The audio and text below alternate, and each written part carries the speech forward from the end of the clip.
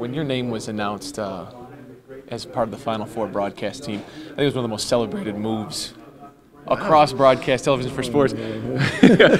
How warm was your heart when you finally got the gig that you've wanted for so long? Obviously it's a great honor, but I had done the radio for a number of years, and so I realized, just like some coach, the first time they were in a tournament like this, or first time you make a Final Four, knowing what to do with tickets and transportation, all that stuff.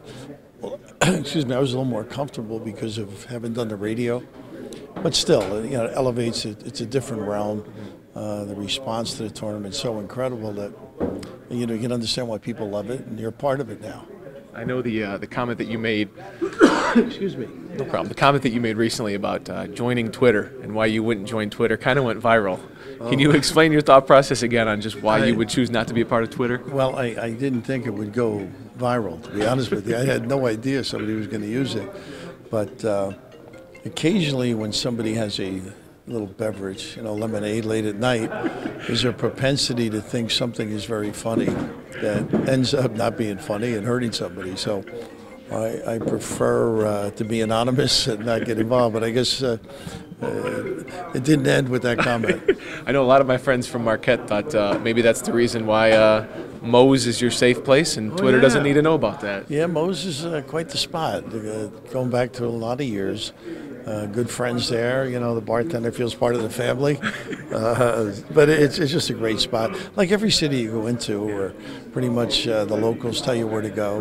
And I've violated curfew there, so to speak, Our producer didn't know, and the local police didn't know either.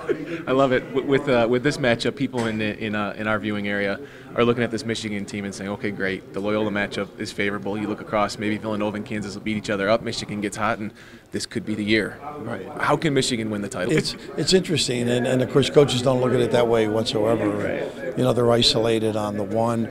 Some of the staff are working on the other two, hoping that you get there. But the similarities in the way they play, I think, really helps Michigan in a sense that they do many of the similar things. They're good without the ball. It doesn't stick. There's a lot of dribble handoffs, a lot of passing, cutting, and Michigan, I think, is deep. So they've had a chance to play against better players with what they run. And I'm suggesting Loyola doesn't have as good a bench, which is probably true.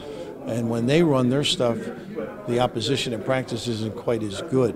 So I think as time goes on, the speed, the size, all of those things, plus what I just said, there's an opportunity maybe where Michigan can get control of the game. But they're playing older kids. When I say older, confident. I don't think the lights are going to bother these kids at all, just judging. If anything, it might be a size difficulty for them. But other than that, I think we've got a heck of a game, and Michigan will as well.